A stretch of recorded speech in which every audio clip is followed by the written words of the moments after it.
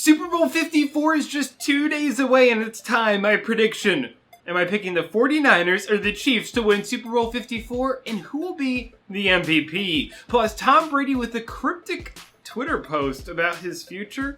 Doesn't mean he's staying or leaving in New England. Plus, Dak Prescott frustrated with the Dallas Cowboys, and more Super Bowl talk, including 2 major announcements regarding my coverage of the game this weekend. Coming to some most fast-paced, entertaining, thoughtful 10 minutes of your sports day, I'm your host, Nick Friend, and you're watching the Sports with Nick Show. I'm so excited. This game's going to be so damn good. It has everything. It has the X's and O's. It has the talent. It has a little bit of everything. It has the storylines. But I have to admit, I was very genuinely torn about who to pick for this game. Very genuinely torn. Because first and foremost, I think a lot of the things that commentators have been saying about the 49ers are flat out wrong.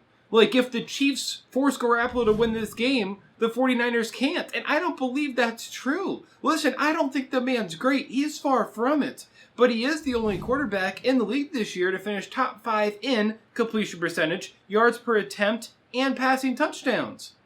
That's worth something. Those are 3 major categories. Again, I'm not saying he's great. He's not. But he is good.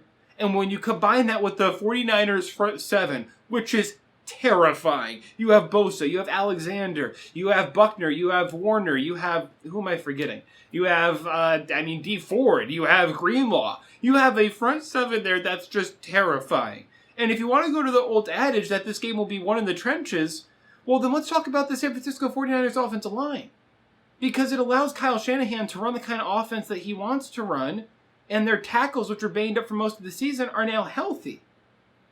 And speaking of Kyle Shanahan, him combined with Robert Saleh is a very scary coaching tandem to have to go against.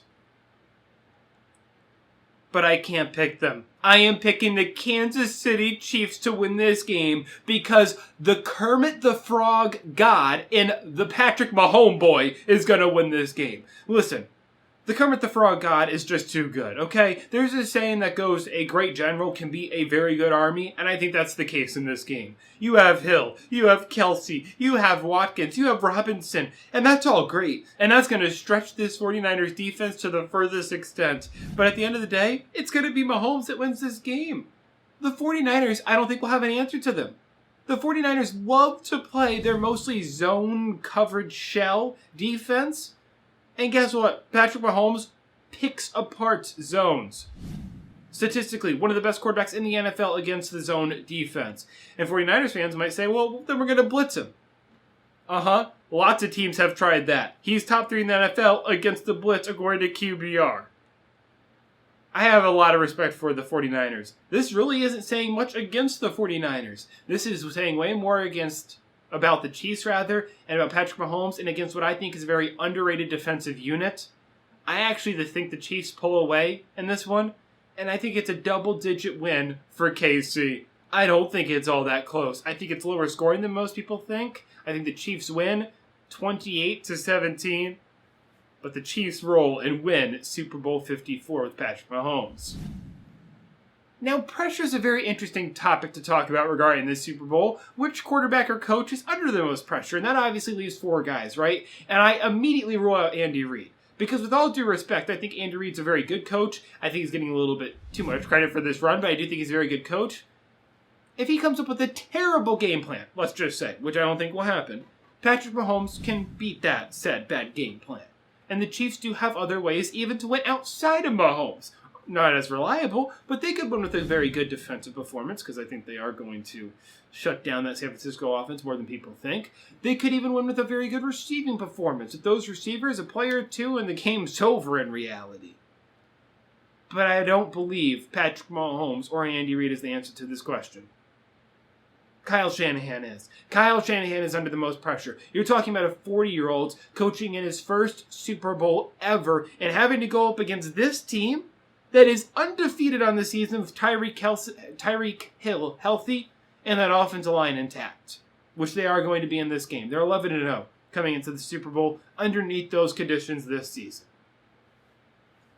And does he have an answer for Patrick Mahomes? Listen, I don't believe he will. And I would love to see him prove me wrong. I think there will be no answer for this man. And again, I think Shanahan's great, but he also doesn't have the best quarterback in the world to work with, especially compared to Mahomes. At the end of the day, the Chiefs can win without Reed. The 49ers can't win without Shanahan. Now, Super Bowl 54 will, of course, have an MVP winner, and usually this is a big conversation, but why are we even asking this question? It's going to be Patrick Mahomes, and listen, I think the Chiefs are going to win this game. I believe they're even going to destroy the 49ers in many regards. But even if they don't, this could be one of those years where the losing team has the MVP. I just go back to, the 49ers love to run zone. They're either going to have to adjust or they're going to get picked apart. Mahomes completes 74% of his passes against the zone. And I also believe the X's and O's, along with his talent, along with, possibly the most important part of this, his mindset, will win in the MVP. Listen, people thought that, well, Dan Marino, 24 years old, only his second year in the NFL, when he went to that Super Bowl and lost, everybody assumed, oh yeah, he's going to get back to it. Patrick Mahomes isn't going to take this opportunity at 23, his second full year starting, for granted. He wins the MVP. Now, Tom Brady has a cryptic post on Twitter that was posted yesterday. You see it on your screen right now. And this caused freak out, chaos. Oh my gosh, does this mean Tom Brady's leaving Gillette Stadium? Does this look like he's walking into Gillette Stadium? Is he announcing that he's staying with the Patriots? Is he announcing he's leaving? Is he going to take a year off from the NFL? Is he retiring from the NFL? What could this mean? Oh, y'all are buying this thing like vegans buying kale, huh? Slurping it right up, aren't you? I see y'all. And Adam Schefter even reported. This has nothing to do with his football future. And at first I said, listen, Adam, listen, I have all the respect in the world for you. But come on, Adam, what else does this have to do with if it's not his future, future in the NFL? And then I sat back and I said, wait a minute, light bulb moment. What has Tom Brady done so well? Besides playing the game of football and the GOAT.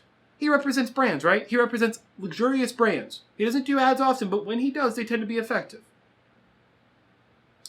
I believe this is just a lead-in, a little setup for a Super Bowl ad. I could be wrong, obviously, but that's what I believe this is, if Adam Schefter is saying this doesn't have to do with his future in the NFL. Regardless, he continues to gain leverage. He was obviously seen with the Raiders owner. He's now seen in Tennessee reportedly yesterday, looking at schools with his son. Whether or not he actually believes Tennessee or Las Vegas is an actual option, I don't know. I do believe he's considering all options. I said last week, 60-40 is my guess. 60% that he leaves, 40% that he stays. Tennessee's a good option. The Patriots are a good option. The Raiders are an okay option. The bottom line is, Tom Brady has everyone right where he wants them, and the Patriots have made a lot of boneheaded mistakes that have him understandably frustrated, and he could leave, and this is just a reminder of that. Now, the Dallas Cowboys and their contract negotiations, or lack thereof, with Dak Prescott continues to be a conversation. Dak said yesterday, quote, "You would hope and you would think something is going to get done, right? I mean, you would have thought something would have gotten done before this season," end quote. He also said that he's not going to report if the Cowboys do just franchise tag him. He's not going to report to offseason activities. And this goes on and on and on. This is also after an ESPN interview in which he said he's confident that he's going to get a contract. Listen, at the end of the day, I think this is the most overlooked story right now in the NFL. Because the Cowboys have completely and utterly handed over their leverage on a silver platter to Dak Prescott. When I said last week that Dak, quote, deserves every single penny, end quote, that sparked a lot of reaction. Really, Nick? He deserves every single penny? Let me clarify that statement. I wasn't saying he deserves every single penny based on his play. He's been pretty good. And I don't think he deserves a ridiculous contract. But he's going to get one because that's what the market indicates. We all know every single franchise quarterback that comes out is going to get paid more until proven otherwise. And he's going to be the latest beneficiary of that. And when you combine that with the Cowboys have stated publicly that they want him, our number one offseason priority, right? That they just brought in a quarterback-centric head coach and that they have zero backup plan. The Dallas Cowboys have given all their leverage away, and I think this deal will get done, but the fact we're even talking about it is the most Dallas Cowboys thing yet. Now, two major announcements for this weekend in my Super Bowl coverage. First, Sports Nick halftime show. That's right, if you want to watch who's performing this year, it's Jennifer Lopez and Shakira. If you want to watch them do their thing, go ahead. be my guest. But if you want to be truly my guest, come over to my YouTube channel and see the information on your screen right there, presented by Thrive Fantasy and Audacity, the Sports and Nick Halftime Show. Again, if you want to watch the musical performance, go ahead. If you want hardcore football talk and analysis, live, Sports and Nick on the YouTube channel. Also, tomorrow, Saturday, from noon to 1, the return of the Sports and Nick radio show.